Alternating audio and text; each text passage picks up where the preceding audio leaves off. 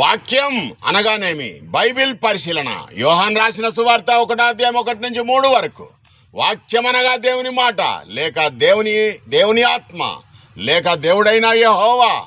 సృష్టికర్త యేసు కాదు, సృష్టికర్త అద్వితీయుడైన యెహోవా. గ్రంథకర్త వాక్యానికి ఒక వ్యక్తిగా అభివర్ణించాడు.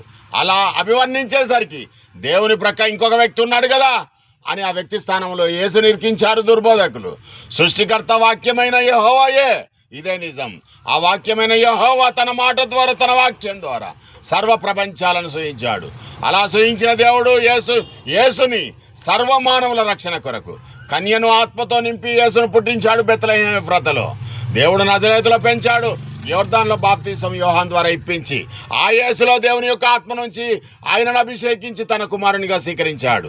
ఆ యేసుక్రీస్తులో దేవుడు నివసించి ఆయన ద్వారా దేవుడు ప్రపంచానికి తెలియపరుచుకున్నాడు తన కీర్తిని.